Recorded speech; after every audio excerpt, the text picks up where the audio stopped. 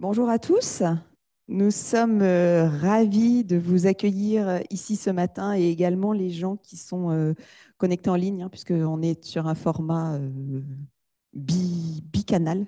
Donc, le sujet qui nous réunit aujourd'hui, c'est finalement réfléchir à comment faire plus avec moins et réfléchir autour de cette notion de sobriété et comment cette sobriété peut être un atout pour les aménagements intérieurs. Ah, petit bug de passement de slide. Ah, voilà. Donc, rapidement, vous expliquer. On ne veut pas enlever ce truc-là. La structuration, donc, sur l'heure qui nous attend. Donc, je suis Julie Vinet, je suis directrice associée du cabinet Arpas Trans, en charge du département aménagement et design des espaces de travail. Et il me revient l'honneur de vous présenter Arpas Trans. Et puis ensuite, nous avons différents intervenants que nous sommes ravis d'accueillir pour discuter avec eux de ce sujet de sobriété. Donc, Laura Langlois, qui est chef de projet au sein du département et qui animera ces échanges. Delphine Chailloux, qui est responsable de l'unité aménagement, contrat clients et services de l'immobilier du groupe RATP. RATP qui est un grand client Arpas Trans avec qui on travaille depuis longtemps. Et on est très heureux de pouvoir partager avec vous ce retour d'expérience. Et puis, Karim Piron, Managing Director Belux France et Suisse de Mesurement, qui vous expliquera l'outil qui est à disposition et qui peut aider sur ces sujets de sobriété. Arpas Trans, très rapidement, je pense que la plupart des gens nous connaissent. Nous sommes donc un cabinet de conseil en immobilier certifié Bicorp. On a été le premier acteur immobilier à être certifié Bicorp et nous avons pour raison d'être créer ensemble un immobilier et des villes à impact positif. On existe aujourd'hui depuis plus de 30 ans et nous sommes structurés pour vous apporter à nos clients une réponse globale autour de 4 grands métiers. Donc, un métier sur la programmation et l'AMO projet, donc qui va intervenir plutôt en amont des projets, sur des stratégies, des politiques immobilières, sur la performance d'usage, sur qu'est-ce que ça veut dire aujourd'hui, les nouveaux modes de vie, de collaboration et comment tout ça peut influencer l'immobilier. Un deuxième pôle métier sur tout ce qui va être stratégie durable et transition. Donc, pour développer avec nos clients et pour nos clients des stratégies et des projets qui intègrent toutes les notions d'économie de ressources, de comment on limite les émissions carbone, comment on fait face au changement climatique et comment l'immobilier peut être porteur de ces impacts positifs. Une autre compétence, enfin, un autre métier qui est centré sur tout ce qui est biodiversité et paysage et finalement comment l'immobilier peut aussi participer à protéger le vivant et capitaliser sur finalement tout ce que le vivant peut apporter dans la ville avec cette vision écosystémique. Et puis le dernier département, qui est le département Workplace Design et Experience, sur lequel je reviendrai un peu plus en détail juste après. Aujourd'hui, Arpas Trans, c'est plus de 110 collaborateurs avec, je pense que vous l'avez compris, une équipe pluridisciplinaire pour justement pouvoir répondre à l'ensemble de ces enjeux avec des architectes, des ingénieurs, des écologues, des programmistes, des urbanistes. Et nous avons donc une agence principale, le siège à Paris, et maintenant depuis plus d'un an, presque un an et demi, une agence également à Lyon pour pouvoir couvrir un certain nombre de sujets en province. Et nous avons également capacité à intervenir sur toute la partie sud-ouest, Bordeaux, Toulouse, voilà, toutes ces régions-là.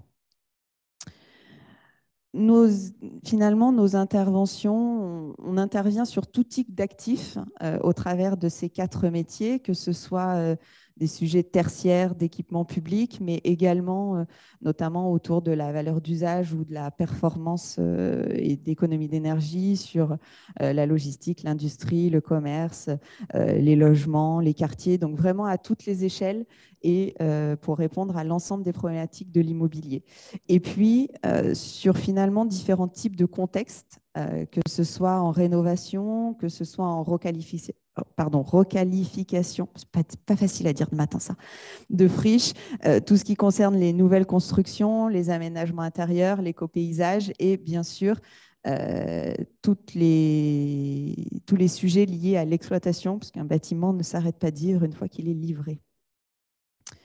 Nos clients, aujourd'hui, Arpastrans, c'est plus de 1000 clients répartis suivant différentes typologies, on va dire, que ce soit des foncières, des assets ou des investisseurs, les promoteurs, les constructeurs, les properties, également les utilisateurs. Et on a une offre spécifique pour les utilisateurs et puis les maîtrises d'ouvrage publics qui sont la plupart du temps également des grands utilisateurs.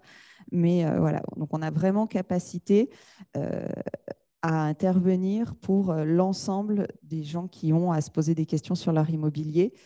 Euh, on est une structure familiale complètement indépendante et complètement transparent dans notre fonctionnement pour servir avec nos clients au mieux les projets. Je reviens rapidement sur le département Workplace Design Experience où on va être en capacité d'accompagner nos clients depuis des phases très amont liées à la stratégie Workplace jusqu'à la mise en œuvre des projets. Donc, c'est à la fois la définition des politiques, de chartes Workplace, finalement se poser la question de c'est quoi travailler aujourd'hui, qu'est-ce que ça veut dire, comment je traduis ça dans mes aménagements et dans ma politique immobilière. Également, intégrer tout ce qui est accompagnement au changement, qui est une clé importante aujourd'hui quand on réfléchit notamment espace de travail, tout ce qui va concerner la qualité de vie au travail au travers de référentiels ou de normes type Well, Osmose. Et puis, et ça c'est aussi un sujet qui nous tient à cœur et qui fait vraiment partie intégrante de nos réflexions, c'est comment on fait tout ça dans un sujet de RSE et d'économie circulaire et encore une fois d'impact positif euh, pour faire écho notamment à notre raison d'être. Enfin, voilà, ce n'est pas juste de jolis mots sur des feuilles, c'est aussi une vraie traduction dans les projets.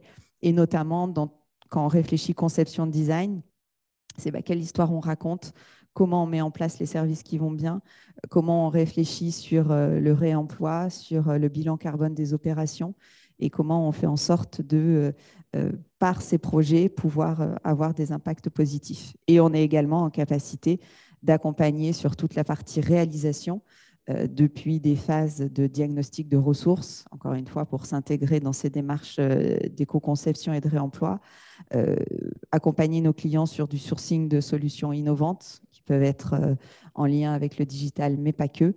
Et puis, toute la partie maîtrise d'œuvre, de réalisation en pilotage de chantier. Je crois que c'était ma dernière slide. Hein. Ouais. Je vais laisser la parole à Laura qui va vous introduire un peu plus le sujet de la conférence d'aujourd'hui. Vous aurez possibilité, que ce soit à distance ou ici, de poser des questions en fin de présentation. Merci à vous et puis bonne conférence. Merci Julie pour cette présentation. Alors je vais vous introduire notre sujet pour ce matin qui est finalement autour de la question pourquoi une démarche de sobriété dans un projet d'aménagement intérieur.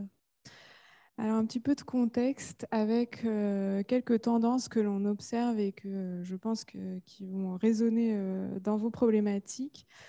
C'est tout d'abord une observation depuis la pandémie. En fait, on observe une pérennisation de la pratique du télétravail dans les entreprises, avec notamment cet indicateur de l'INSEE qui montre qu'on a presque la moitié des entreprises françaises qui ont intégré une part de télétravail en 2023, et c'est un taux qui a doublé depuis la pandémie.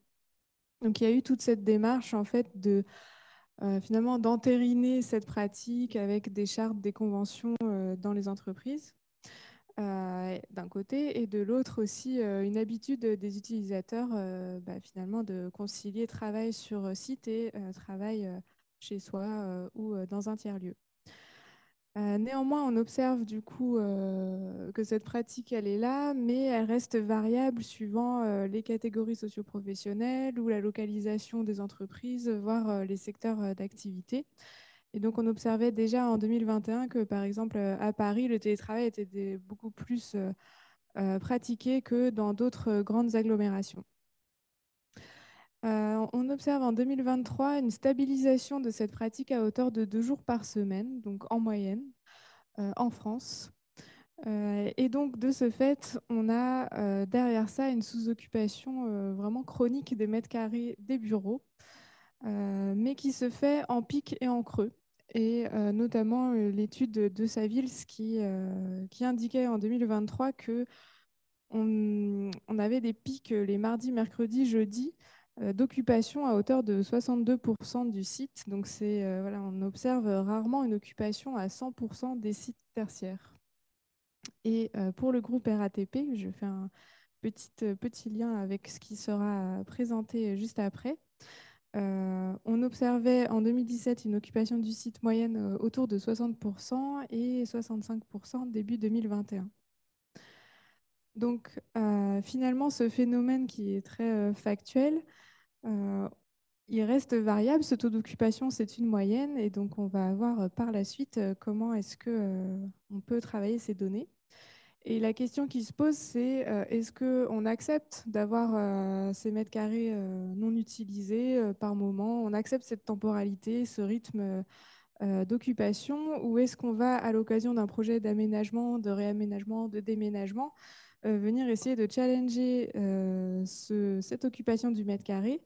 Et là se pose la question de comment concilier ce moins, du coup, ces mètres carrés qu'on pourrait libérer parce que moins occupés, avec du mieux, puisque une autre tendance est d'occuper autrement les environnements de travail, le bureau, le siège.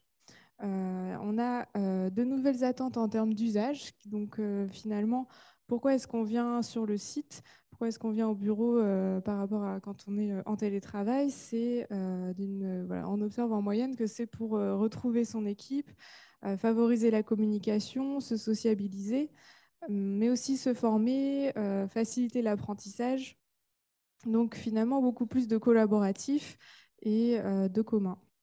On a aussi un enjeu un peu culturel, hein, on vient sur le site pour partager la culture de l'entreprise et de fédérer en fait autour de cette culture.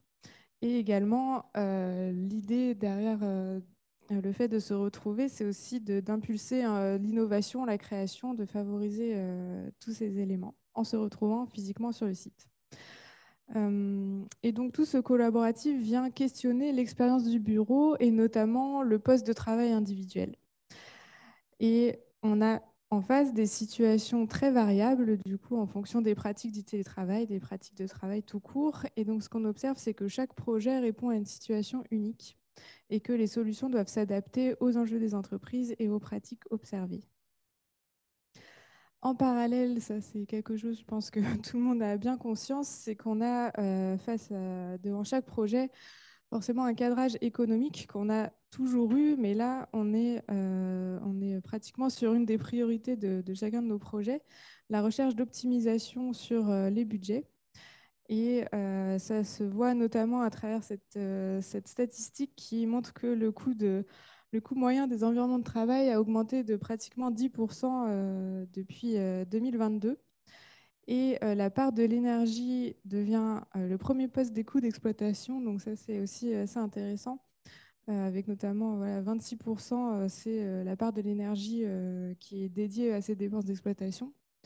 Donc on a ce cadrage économique qui vient là comme un pilier du projet et également une recherche d'optimisation sur les usages des ressources, des matériaux, du mobilier et donc de l'énergie, puisque on a aussi maintenant pas mal de données sur l'impact en fait écologique et carbone de ces bureaux vacants. et également sur l'émission des déchets. Donc voilà, chaque projet est impactant et il y a dans le cadrage du projet souvent maintenant de plus en plus le souhait de réduire cet impact. Et enfin, donc finalement, l'immobilier vient être questionné notamment vis-à-vis de ces indicateurs. On va rechercher toujours de la performance, mais derrière, elle va être finalement recherchée mais de façon multiforme avec de nouveaux indicateurs, donc avec comment est-ce qu'on vient occuper le mètre carré, souhait de flexibilité et de réduction des impacts. Donc derrière ça, en fait, on peut se poser la question de est-ce que quand on part sur un projet d'aménagement, on peut réfléchir en termes de mètres carrés, d'optimisation de mètres carrés simplement, ou est-ce qu'il ne faudrait pas finalement changer de regard dans la réflexion? Et on a fait cette analogie du mètre carré augmenté avec l'idée de dire bah, on a l'habitude de réfléchir en plan, en termes de surface, et maintenant on réfléchit de plus en plus en 3 dimensions, on veut des projections, on veut voir comment est-ce que la réalité sera. Et c'est un peu pareil pour ce mètre carré, on souhaite finalement l'enrichir et lui donner d'autres dimensions dans la réflexion de projet. Et pas seulement 3 dimensions, là on peut complètement se projeter sur comment est-ce qu'il va être occupé, comment est-ce qu'il va être habité, donc quels vont être ses usages. On va rechercher de la polyvalence parce que derrière on veut de la flexibilité, on va réfléchir à son utilisation dans le temps, donc on va associer la dimension de la temporalité au mètre carré. Et puis, justement, ce mètre carré, il va être construit, il va avoir un coût, et derrière ça, il va falloir aussi qu'il soit résilient. On va mesurer son impact carbone et aussi comment est-ce qu'il impacte en termes de dépenses d'énergie. Et donc, pour résumer, toute la réflexion de projet, on, on voudrait changer finalement ce regard pour avoir pensé à un mètre carré circulaire. C'est-à-dire qu'il va être habité, il va avoir une vie et comment est-ce qu'il va évoluer dans le temps. Et ça, c'est quelque chose que l'on peut anticiper dès les phases amont du projet. Alors, dans un premier temps, on va vous inviter à justement prendre le temps d'observer le mètre carré dans son état naturel, si je puis dire, avec Karim Piron, ouais, à ma droite, de Measurement, puisque il va pouvoir partager un certain nombre d'éléments pour dresser un peu l'état des lieux de cette occupation aujourd'hui. Alors, Karim, je vais te laisser contextualiser les observations dans un premier temps.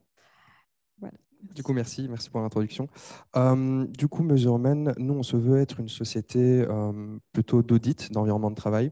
Donc, notre but va être plutôt d'analyser la façon dont les espaces sont utilisés et de fournir des données qui vont permettre aux entreprises de prendre des décisions éclairées autour de leur environnement de travail. Je peux. Pour ce faire, on a 4 services principaux.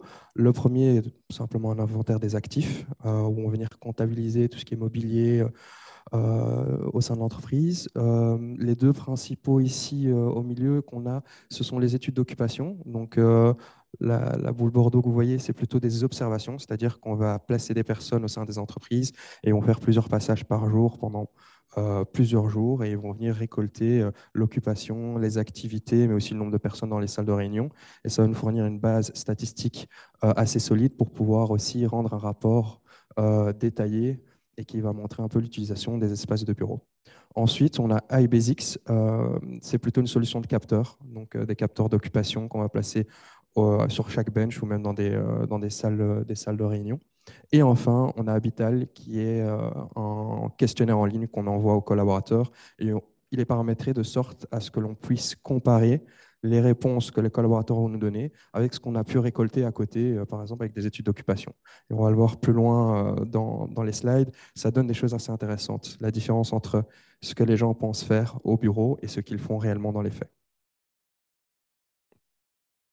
Donc, les données qu'on va vous présenter aujourd'hui sont issues de plusieurs analyses, donc issues de plus de 40 pays, plus de 200 projets. On parle de près de 215 000 espaces de travail et près de 600 000 positions de travail. Donc, postes de travail et postes dans des espaces collaboratifs inclus. Une liste non exhaustive de différents types de clients qu'on a. Donc, on peut très bien faire des grands groupes comme des petites et moyennes entreprises aussi, mais c'est vrai que l'essentiel de nos clients sont plutôt des grands groupes. Alors, on va rentrer dans le vif du sujet avec tout de suite cet Ce que vous attendez affichage. tous. L'occupation moyenne dans le monde. Donc ici, vous allez voir trois différentes données. On les a segmentées par marché. On a le marché anglophone, le marché francophone et le marché hollandais. On va avoir des données un peu différentes, mais qui sont plutôt dans la même tranche d'occupation. Et on a un taux pour le marché francophone qui est de 35,7, moyenné ici à 35,1 pour chacun des marchés. C'est le taux d'occupation moyen au poste de travail. Donc là, on fait fi pour le moment des salles de réunion, etc. C'est vraiment le taux d'occupation moyen au poste de travail. Donc c'est quand même fort intéressant de voir.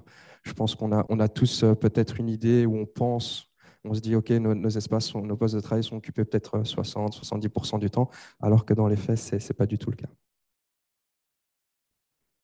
cas. Donnée assez intéressante, c'est une qui m'intéresse le plus en analysant les différentes statistiques.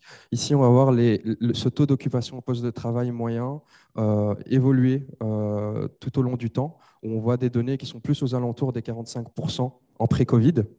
Et ce taux, évidemment, a chuté drastiquement en retour de Covid à près de 30%. Mais là où ça devient intéressant, c'est cette donnée 2022-2023 où on voit en fait qu'en 2023, on remonte à 35, mais finalement que ce taux d'occupation n'est pas stabilisé et qu'on est toujours dans cette phase un peu de fluctuation. Ça, je ne parle pas trop fort? Non. Ok, super. Et donc finalement, on est toujours là, notre défi aujourd'hui au sein de Mesurement, c'est de voir finalement dans le temps, est-ce qu'il y a une stabilisation qui va se faire? Est-ce qu'on va tendre plutôt vers les 30, vers les 35, 40? Est-ce qu'on va retrouver les niveaux d'avant Covid? Donc ça, c'est ce qui est très intéressant pour nous. Ensuite, une donnée qui va venir compléter la donnée que je viens d'expliquer, c'est cette évolution dans les différents mois. Ici, on parle des derniers mois de l'année, où on va voir ici finalement qu'il y a un pic d'occupation en fin d'année, en décembre. Enfin, un pic, si on peut appeler ça un pic à 38%. Mais en tout cas, il y a une augmentation, on passe de 32, 33 à finalement 38% en fin d'année. Et donc, on a hâte de voir les données de 2024 pour voir si finalement on continue à monter ou si ça se stabilise, ou est-ce que finalement, historiquement, c'est ce qu'on est aussi en train de voir et ce qui sera disponible dans notre rapport complet, si finalement c'est un pattern, une tendance qui était déjà là avant. Et si finalement il n'y a pas des gros pics d'occupation au fur et à mesure de l'année, finalement.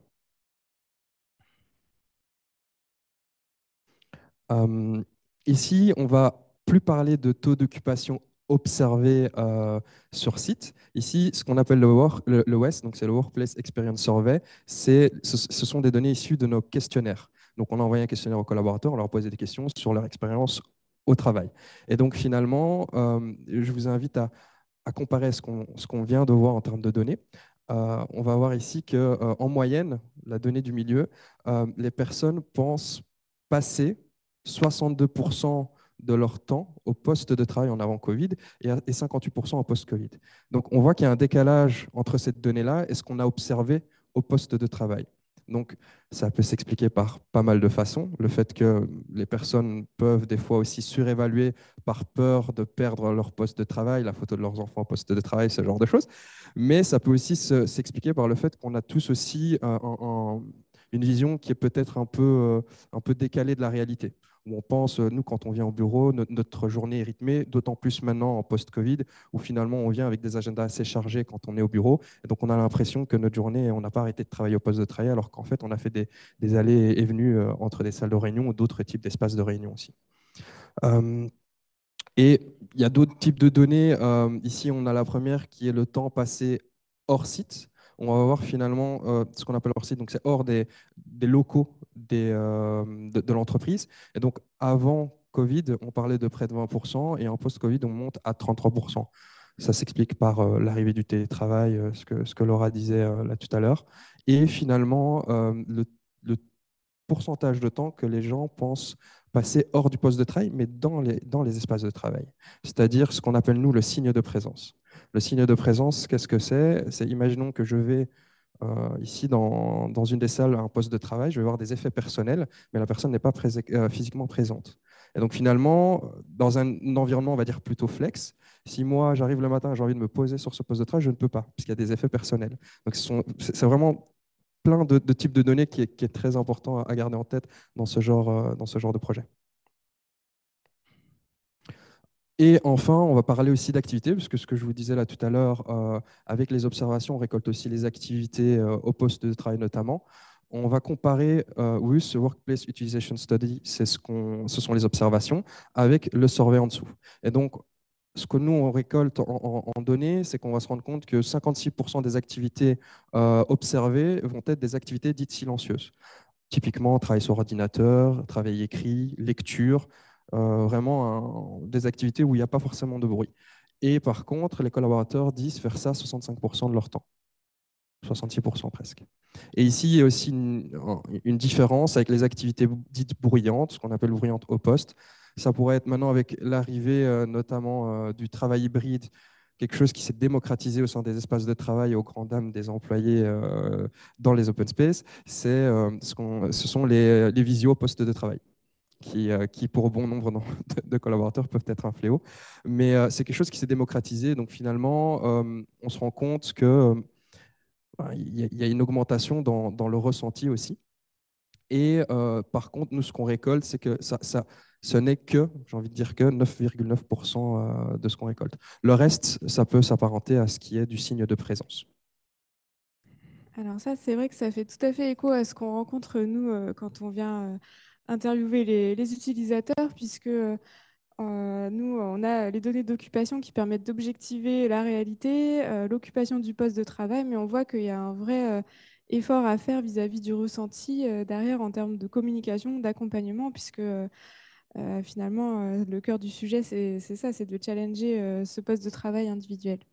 Mais ce qui est aussi intéressant dans les données, c'est ce qui est étudié dans les espaces collaboratifs en termes d'occupation. Donc, je te laisse nous expliquer ce que Ouais, vous avez ça, observé. c'est aussi le nœud de tous les problèmes dans les projets sur lesquels on intervient actuellement.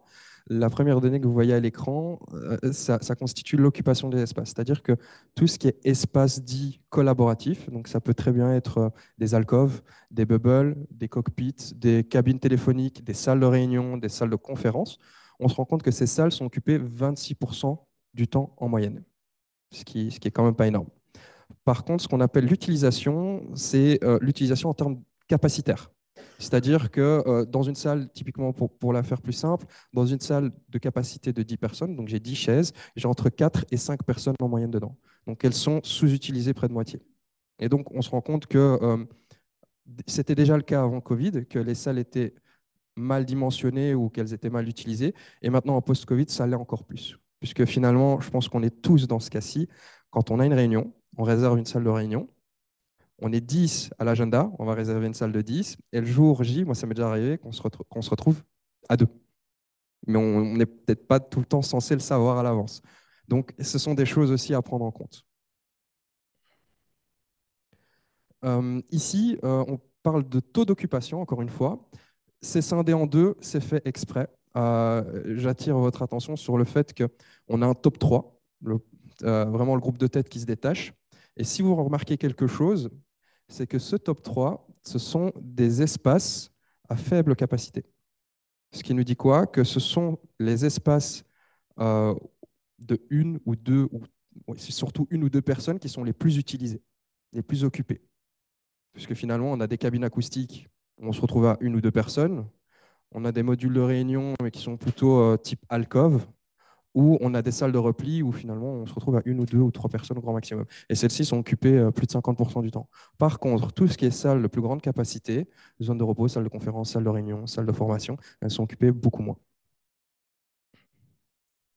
Donc ça, c'est vrai que c'est quand même des données hyper intéressantes quand on est dans une optique de challenger ce mètre carré, puisqu'on peut travailler sur le poste de travail individuel, mais aussi avoir cette attention au dimensionnement des espaces collaboratifs pour qu'ils soient le plus possible adaptés. Et après, en retour d'expérience, on ne va jamais chercher dans un projet une occupation à 100% de chaque espace, puisque en fait, derrière ça, on n'aurait plus de marge de manœuvre pour une évolution du site si on a une augmentation d'effectifs, par exemple, dans le temps. Donc toujours dans cette réflexion d'anticiper à 2-3 ans l'occupation des espaces. On a les moyennes d'occupation, on ne va pas chercher 100%, mais on va quand même essayer de trouver l'équilibre finalement dans la proposition de projet. Et peut-être pour compléter, ici, ce qui est intéressant aussi à noter, c'est que ce sont essentiellement, enfin, exclusivement, des espaces qui sont non réservables, qui sont les plus occupés. ça peut nous dire aussi quelque chose au final. Et oui, puisqu'on peut aussi travailler sur tout ce qui est les règles de vie, règles d'usage, donc finalement l'utilisation informelle de nos bureaux. Voilà. Merci Karim, c'était super intéressant. On va enchaîner suite à cette phase finalement de constat, comme si on faisait un projet, on va observer et puis derrière on va prendre des décisions, des stratégies.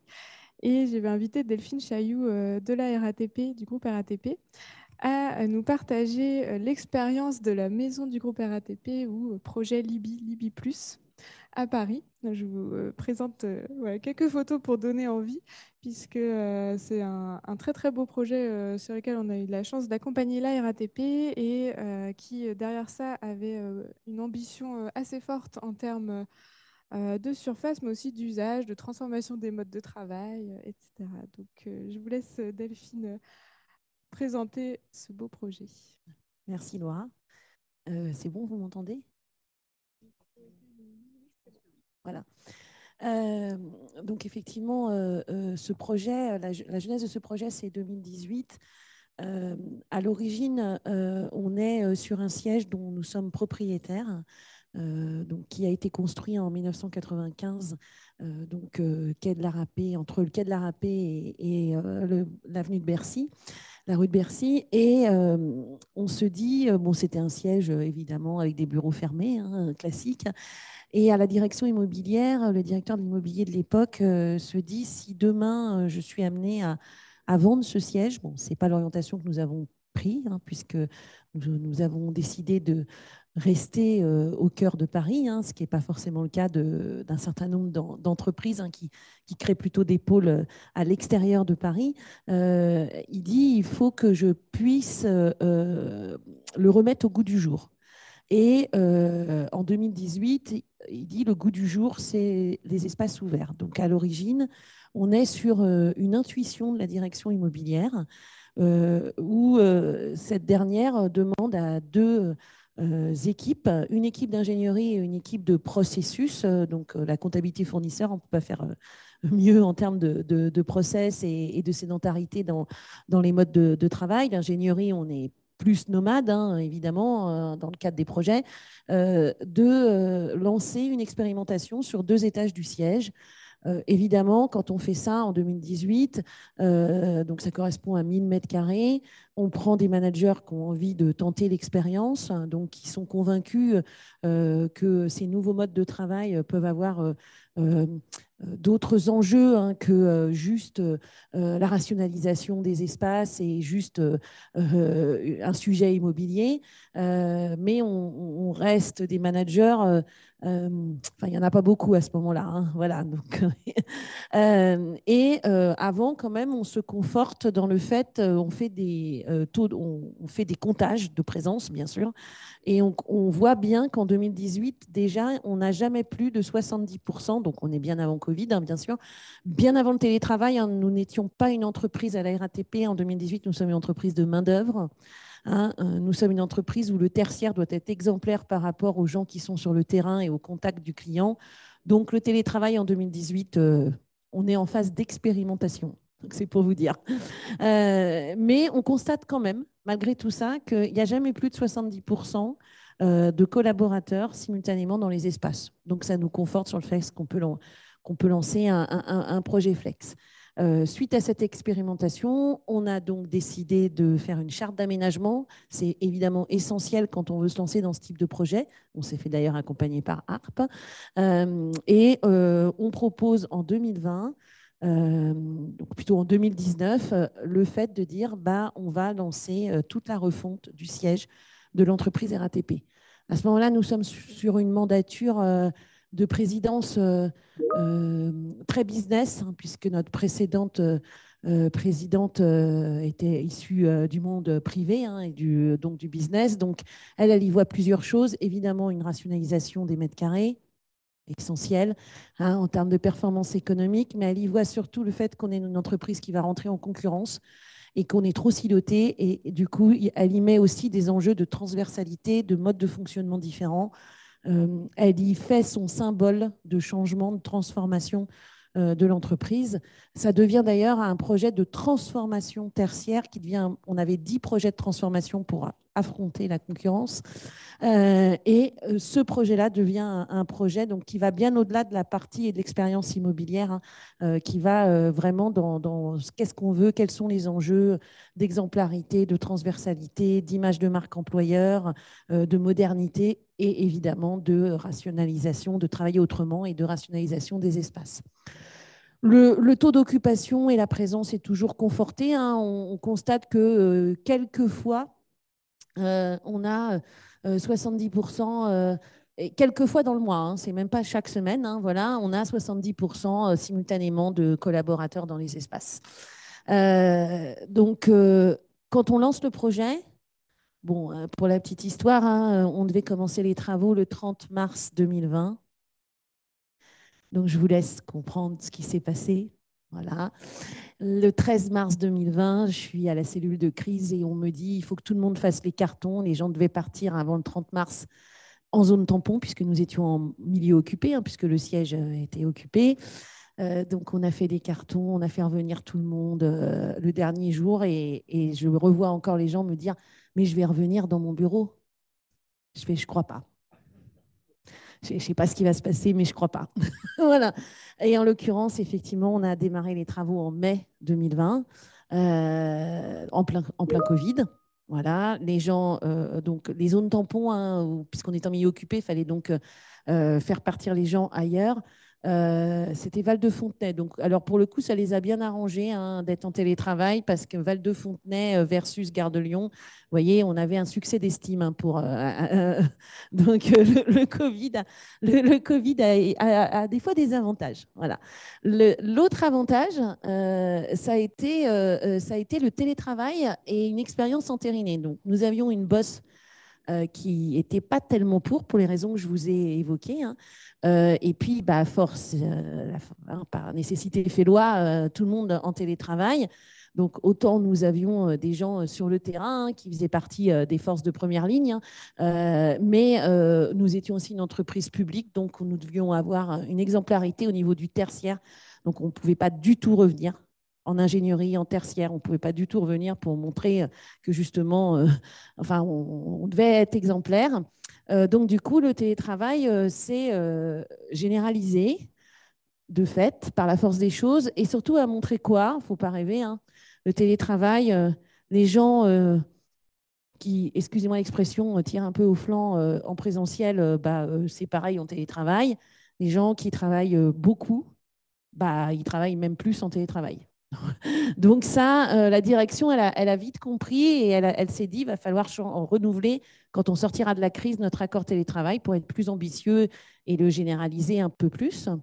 Néanmoins, pour les projets, on avait plein de projets à ce moment-là pendant le Covid. C'est vrai que c'était compliqué, le distanciel 100%. Et donc, la direction générale nous demande à peu près été 2020, donc vous voyez, donc très tôt, elle dit par rapport à la trajectoire que nous avons validée sur le changement du siège, allez plus loin et faites en sorte, en allant plus loin, faites en sorte de remettre, de repenser, de se projeter sur ce que pourrait être le retour au travail. Alors, à l'été 2020, vous imaginez, le retour au travail, c'est un peu... Voilà. Donc, on disait juste que finalement, on voyait que ça marchait bien le télétravail pour le travail de process, le travail plutôt d'analyse de fond, et ça marchait moins bien pour faire avancer les projets. Or, quand on fait avancer des projets, on a besoin plus de collaboratifs. Donc, en gros, ce qu'on a dit, c'est on va aller plus loin dans le taux de foisonnement des postes formels. Donc, on a dit, au lieu de construire des aménagements et aménager pour un effectif, j'ai un effectif de 100, au lieu d'aménager pour un effectif de 100 mes espaces dynamiques, j'aménage pour un effectif de 70. Parce que je considère, et la preuve en est même avant Covid, que je n'ai jamais plus de 70 personnes simultanément dans mes espaces et dans mes quartiers. Et sur la base de cet aménagement sur 70, je mixte les postures de travail. C'est-à-dire, je mets bien sûr du poste formel, traditionnel, mais je mets aussi de la posture informelle. Ça veut dire donc que je n'ai pas autant de postures formelles que de personnes que je considère arriver sur site simultanément et encore moins de postures de travail pour autant d'effectifs que j'ai à mon organigramme, puisque je considère que j'en ai jamais plus de 70 qui arrivent dans le quartier. Donc, ça veut dire quoi? Ça veut dire que le siège, c'est 3 bâtiments et en faisant ça, on rend 3/4 d'un bâtiment. On rend 3/4 de bâtiment pour faire revenir nos filiales. On avait, normalement, le siège devait héberger que presque toutes les fonctions support de la maison mère, enfin, toutes les fonctions support de la maison mère, et on fait revenir nos filiales. Du coup, on gagne encore en mètres carrés en faisant ça. Et on travaille autrement les espaces avec aussi plus d'espaces de collaboration. Ça nous permet quoi, cette nouvelle trajectoire? Ça nous permet une évolution de périmètre, donc de mettre plus de 50% d'effectifs en plus par rapport à l'origine et au début du projet au niveau du siège. Ça permet donc de valoriser très fortement les espaces dynamiques et les espaces de collaboration. Vous imaginez quand on dit aux gens, vous avez un effectif de 100, mais on va vous aménager des espaces pour 70, même si on leur prouve par A plus B qu'ils ne sont jamais plus de 70 parce qu'ils sont nomades, parce qu'il y a du télétravail maintenant et qu'on a changé l'accord, parce qu'ils peuvent aussi être en congé, en formation, enfin voilà, pour plein de raisons. C'est très compliqué hein, en termes de... Mais on a réussi. On peut voir peut-être oui. ce que ça donne en termes de type d'espace déjà. Alors, sur le type d'espace, ce qu'on a fait, c'est on a 1,2 positions de travail par collaborateur. Attention, par collaborateur entrant, qu'on considère entrant. Je reprends mon exemple, j'ai un effectif de 100, je considère que je n'ai pas plus de 70 collaborateurs qui entrent dans mon espace simultanément. Donc, à ce titre-là, j'ai plus de postures de travail que le nombre de collaborateurs qui rentrent simultanément, mais pas plus de postures de travail si je regarde l'effectif à mon organigramme. C'est très, très important ça. Mais ça marche, hein. Enfin on y reviendra après, ça marche. Hein. Voilà. On a effectivement beaucoup insisté sur les différences de posture de travail, très important. La posture formelle, c'est bien, mais ce n'est pas tout quand on est justement sur le lieu de travail. La posture formelle, elle peut être aussi plus utilisée quand on est en télétravail, quand on travaille sur un dossier. Donc là, les collaborateurs ont beaucoup changé leur manière de fonctionner. Hein.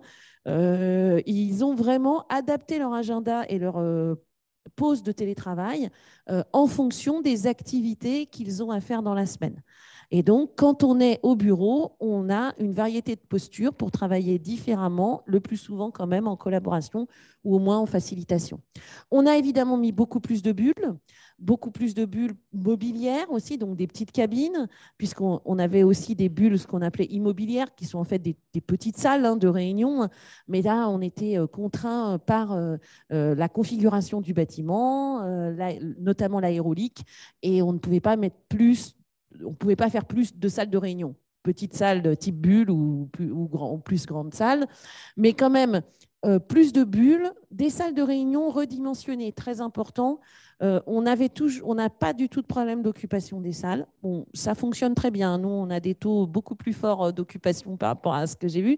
Mais par contre, on a fait en sorte de resizer un peu la taille des salles. Parce que même avant le Covid, quand on était en bureau fermé, on avait des grandes salles qui étaient rarement utilisées à leur pleine capacité. Et par contre, il manquait des salles, vous voyez, de 6, 8 personnes. Donc, on a mis beaucoup plus de salles entre 4 et 10, on va dire.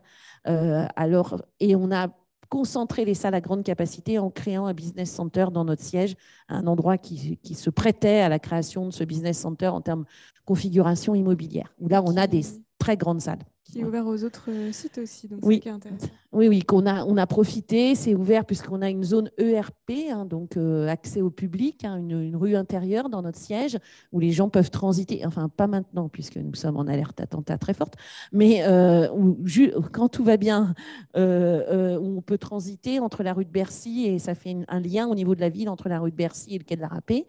Et dans cette zone, on a effectivement un business center qui est ouvert, qui est opéré par une de nos filiales immobilières et qui est ouvert à l'extérieur en termes d'événementiel. On a mis des services très importants. Alors, des espaces tisanerie à chaque aile de bâtiment, évidemment, chaque étage. 3 work cafés, parce que nous avons 3 bâtiments, donc un work café par bâtiment. Évidemment, un work café extrêmement symbolique. Donc ça, j'y tiens évidemment.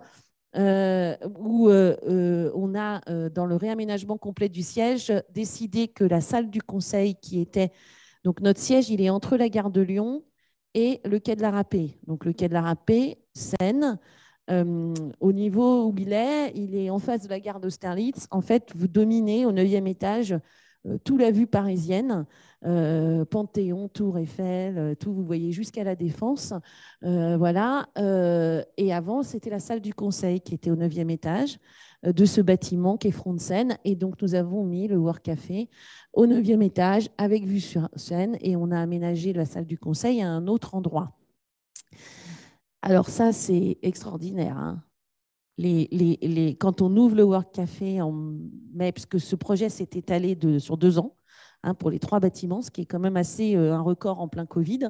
Et quand on ouvre le Work Café en mai 2022, évidemment, hein, moi, à ce moment-là, je pilote le projet et les gens viennent me voir et me disent, tout le monde était en train de prendre des photos, et me disent, mais tu les as mis où, les boss?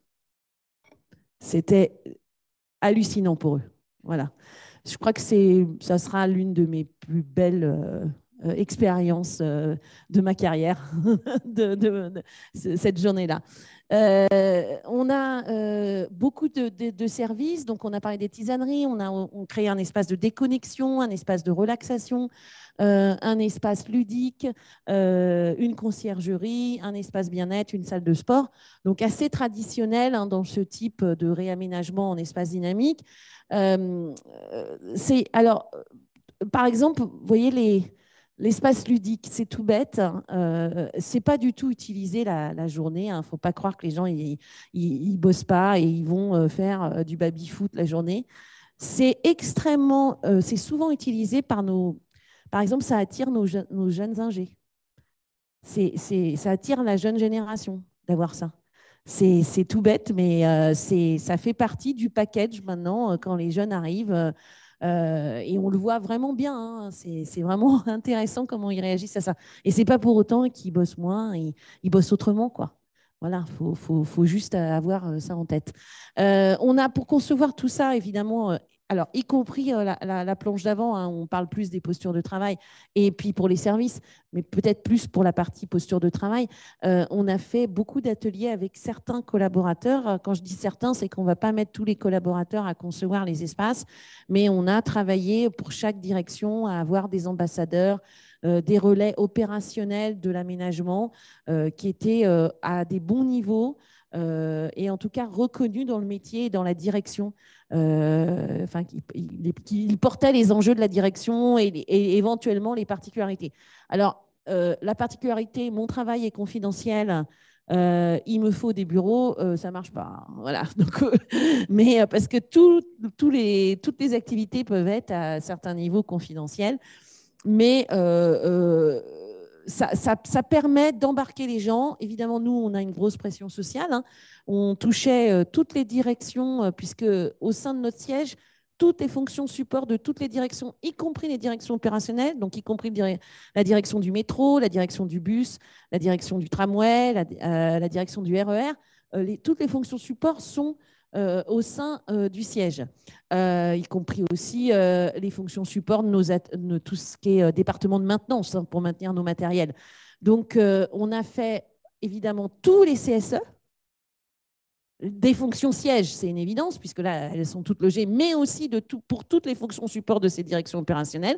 Donc, vous imaginez quand je parle aux élus conducteurs de métro de ça, parce qu'évidemment, souvent dans ces CSE-là, voilà, on a embarqué les élus aussi. Donc, on a fait des ateliers avec eux. C'est hyper nécessaire. Enfin, nous, on a une pression sociale un peu forte, hein, et donc c'était nécessaire. Évidemment, ils ont d'abord cru qu'avec le Covid, on allait lever le crayon et en fait, on est arrivé, on leur a dit on change la trajectoire et on va plus loin, alors qu'on était en pleine période Covid, hein, puisqu'on était à l'automne 2020 quand on change la trajectoire, hein, et qu'on va plus loin. Donc, ça ne s'est pas si mal passé que ça. Et pour la petite anecdote, aujourd'hui, les élus, bon, ils ne l'avouent pas trop, mais ils y voient un intérêt en transversalité et en travail moins siloté. Voilà. Je pense que c'est une bonne conclusion à ce process projet. Donc effectivement, pour nous, c'est vraiment quand on parle de faire du plus avec moins, c'est cet accompagnement, le dialogue avec les utilisateurs finalement.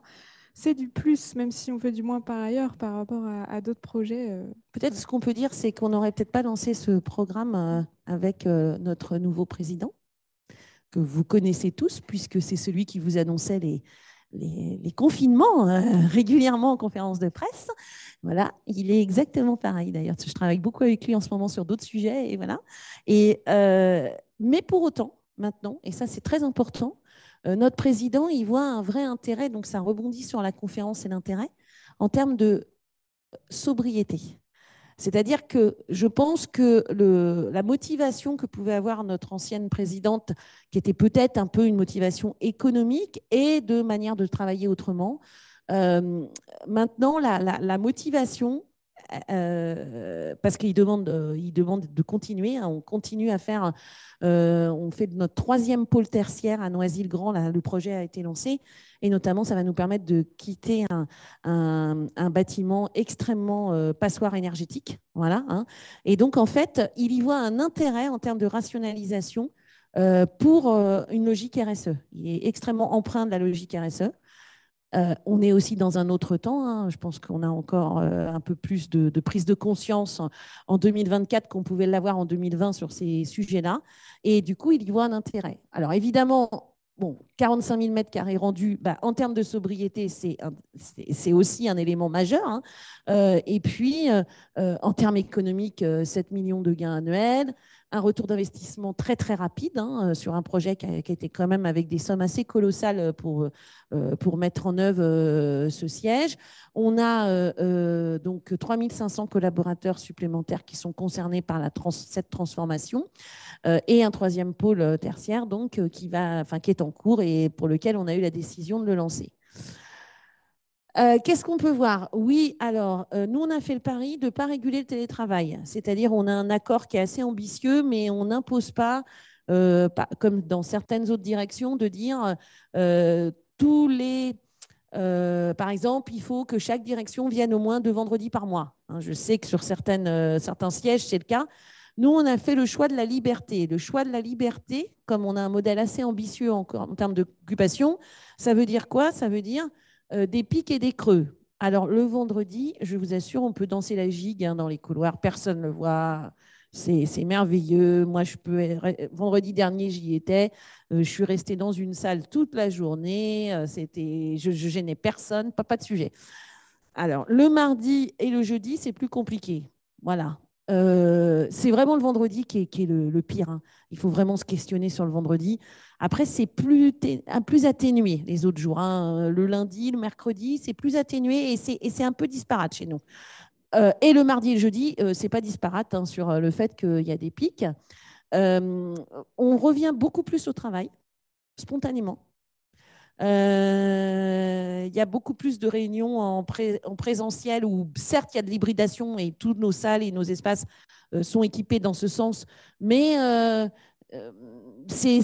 voilà, on va plus revenir quand on a une réunion importante. On se dit non, c'est mieux en présentiel. Voilà, donc ça se fait aussi de façon naturelle, hein, pas obligée. Ça se fait de façon naturelle. Donc, du coup, on est en train de réfléchir, hein, clairement à est-ce qu'il va falloir réguler ou pas la pause de télétravail et aussi pour des enjeux de sobriété. Parce que vous voyez, moi, là, j'ai fait 2 vendredis de suite. C'est vrai que je ne suis pas un bon exemple, hein. Souvent, je prends mon vendredi en télétravail. Mais là, j'ai fait 2 vendredis de suite et au titre de mes nouvelles fonctions, je dis, mais ce n'est pas possible. Faut qu'on fasse quelque chose. Ce bâtiment est sous-utilisé. Voilà. On a mis des corpo-working, on a des territoires d'équipe, ça marche bien. Attention, justement, quand on est en pic, il faut que entre territoires d'équipe, on se parle et on peut très bien aller travailler un petit peu sur le territoire d'équipe d'à côté. Ça, c'est encore un peu compliqué. Voilà. Et puis, on fait bien sûr des mesures d'occupation, hein. On a un logiciel pour faire des mesures d'occupation. Parce que là où je vous rejoins, il y a le ressenti et la réalité. C'est-à-dire combien de personnes au siège me croisent Delphine, c'est pas possible. Là, j'ai plein de nouvelles recrues. On n'en peut plus, on n'a pas de place. Ok, donc moi, parce que moi, je suis logée au siège, donc je passe. Je fais oui, enfin, ça a l'air d'aller quand même. Et en fait, il y a beaucoup de subjectivité. C'est tout parce que quelqu'un n'a pas réussi à trouver un poste de travail ou parce que quelqu'un n'a pas réussi à trouver la bulle quand il fallait à ce moment-là. Donc, ça l'a irrité. Moi, un jour, j'ai eu un entretien très compliqué RH. Je vous dis, ça m'a irrité. J'ai fait 3 fois le tour du plateau avec un collaborateur qui savait qu'il allait se faire recadrer. C'était pas sympathique pour trouver une bulle. Donc, oui, il y a des moments, il suffit d'être à ce moment-là. Et effectivement, là, il y a le ressenti plus que l'objectivité. Donc, les mesures, c'est très important pour objectiver les choses et pour voir aussi là où ça peut un peu coincer et réaménager. Je pense Donc voilà, je qu'on crois que j'ai on tout a fait dit. le tour. Bah, c'était super. Merci beaucoup, Delphine, pour ce partage d'expérience. Merci.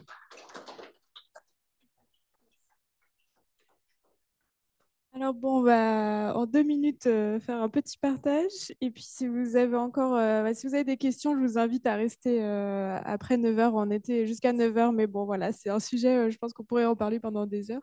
10 heures, oui, je suis encore dans l'heure d'avant. Donc, voilà, petit partage d'expérience sur nos projets Arpas France. Il y a des vraies conditions de réussite pour faire plus avec moins, notamment le lancement, le démarrage. Il faut avoir un cadrage stratégique fort et il faut avoir l'ambition derrière, parce qu'on va lancer des mesures, on va observer, on va écouter, mais si ce n'est pas supporté par des convictions et ce cadrage, finalement, le projet il va rester tel comme avant. Il faut avoir cette vision 360 et dimensionner dans le détail, comme on l'a vu, on va se questionner même à l'échelle. Est-ce que la salle de 12 elle reste à 12 et est-ce qu'elle passe à 8? Enfin, on va challenger le mètre carré un peu partout et peut-être aussi par petites touches finalement. Et c'est ça aussi qui est intéressant puisque le changement va être aussi plus facile à porter. Il faut travailler des faisabilités pour nous challenger les usages. Ça passe par des tests, des pilotes, de l'expérimentation. Le cadrage technique, on n'en a pas trop parlé, mais ça aussi, c'est quand même indispensable quand on recherche de la flexibilité. Il faut que derrière, ça suive le Wi-Fi, le wireless, etc. L'outillage numérique, les outils de réservation. Une condition de réussite, puisque c'est souvent quand même un très gros changement, c'est la communication et l'accompagnement des utilisateurs. Donc, on a pu le voir aussi à travers ATP, ils ont quand même mené un certain nombre d'actions très fortes. Et enfin, une ambition aussi sur la QVT et la RSE, puisqu'on vient optimiser d'un côté, donc il faut offrir quelque chose en plus derrière.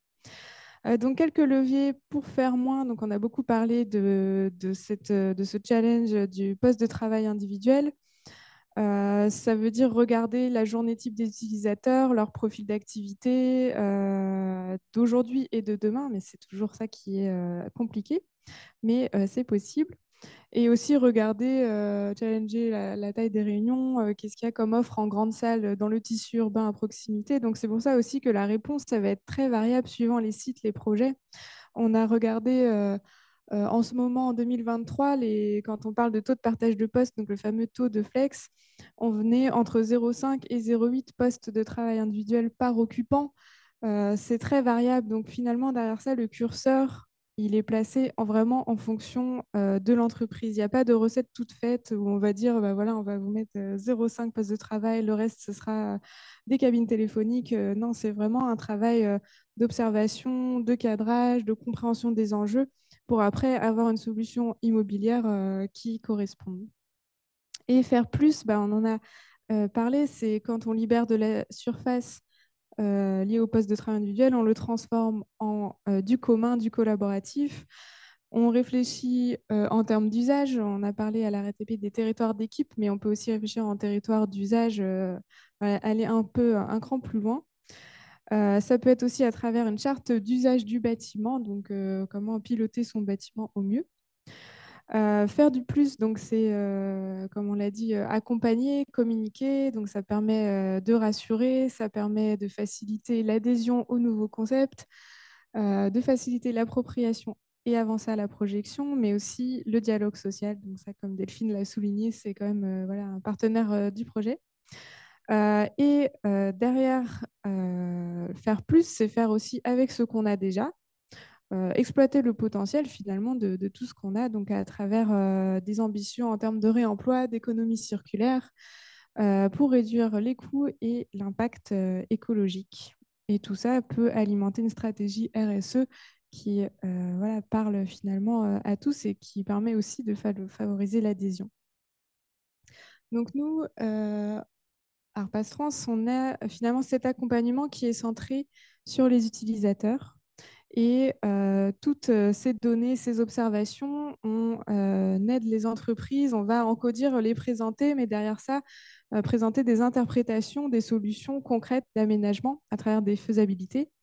Et pour vous aider à dimensionner vos objets immobiliers, vous aider aussi à mettre au point votre cadrage stratégique et votre cadrage en termes de communication, d'accompagnement. Comme disait Delphine, on ne peut pas impliquer tout le monde non plus. Donc, il faut faire des choix vraiment stratégiques à tous les niveaux. Et on a un certain nombre d'expertises également en interne pour cibler, que ce soit en termes dans la phase cadrage ou même de conception, les actions, conduite du changement, réemploi, confort, santé, bien-être. Donc, on n'en a pas parlé tant que ça, mais c'est ça aussi faire du plus, hein, c'est offrir des espaces qualitatifs au service de tous. Et puis, les analyses du cycle de vie, des analyses du bilan carbone, pour revenir au début, avoir ce mètre carré circulaire et responsable. Ça, on l'a pas mis, mais on aurait pu le rajouter. Voilà, donc quelle que soit la taille du projet, on peut mettre en place une démarche qui vient faire du plus avec du moins, pour finir rapidement. Avant de passer aux questions-réponses très rapidement, on a d'autres événements à venir. Donc, on a les mardis de la connectivité écologique. Donc, comment faciliter la définition des trames vertes urbaines. Vous êtes invités, bien évidemment, à vous connecter. Je crois que c'est un webinaire. Et puis, le jeudi 23 mai, on va revenir aussi sur le sujet des espaces de travail avec là plus particulièrement l'économie circulaire en thématique avec l'atelier bien-être, un atelier bien-être. Merci beaucoup pour votre attention. Si vous avez encore un peu de temps, je vous invite à partager vos réactions ou vos questions.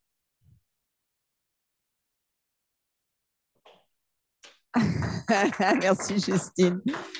Alors, s'il n'y a pas forcément de questions tout de suite dans la salle. Ah si, Anne? Ouais. Attends, il faut donner le micro, sinon à distance, ils n'entendent pas. Oui, une question pour la RATP. Est-ce que vous avez eu l'occasion de travailler justement sur le bilan carbone de votre projet ou ce n'était pas encore tout à fait dans l'air du temps à ce moment-là? Maintenant, quand on lance des projets, on doit faire une fiche RSE avec le bilan carbone du projet qu'on va lancer.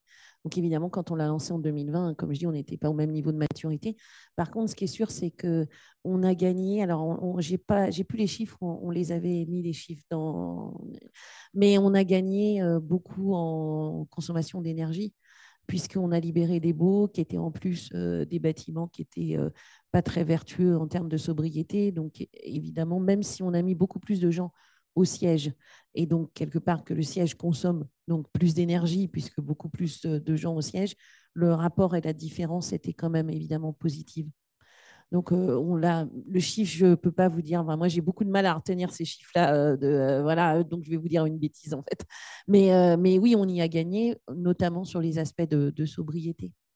Et pour autant, on a fait le choix, parce que là encore, l'entreprise n'était pas mûre, hein. Le siège, il est de 95.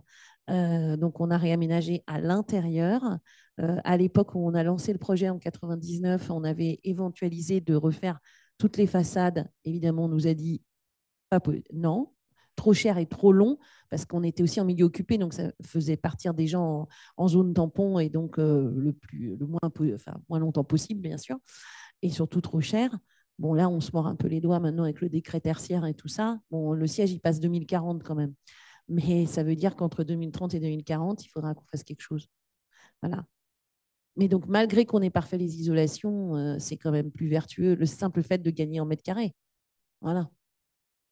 Puis il y a eu des efforts aussi sur le curage, travailler avec des partenaires du réemploi. Donc, il n'y a pas que le carbone non plus, mais c'est une réflexion qui était quand même là. On aurait pu faire plus, mais en tout cas, je pense que ça a été fait au mieux dans le contexte. On avait une question à distance pour Mesurement. Franck Privé qui nous demandait si vous aviez à disposition des métriques sur d'autres continents, type Amérique ou Asie. Oui, donc déjà, une partie de la réponse, on a une plateforme en ligne où on peut consulter en fait toutes ces datas. Et la semaine prochaine, on va déjà présenter, en tout cas pour l'Europe, notre rapport annuel. Et on a aussi également des données pour EPAC, enfin pour plusieurs continents. Ouais.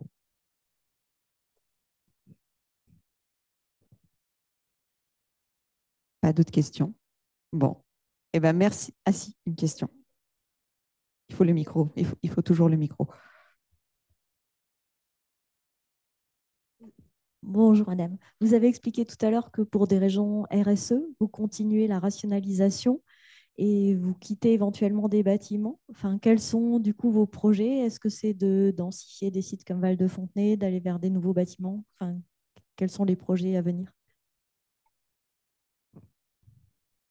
Alors, sur la maison de la RATP, le siège, on a quitté un bâtiment, on a quitté plusieurs bâtiments, dont un qui était à Charonne et qui d'ailleurs, on était en location et qui d'ailleurs est en train d'être complètement refait par le propriétaire. Voilà.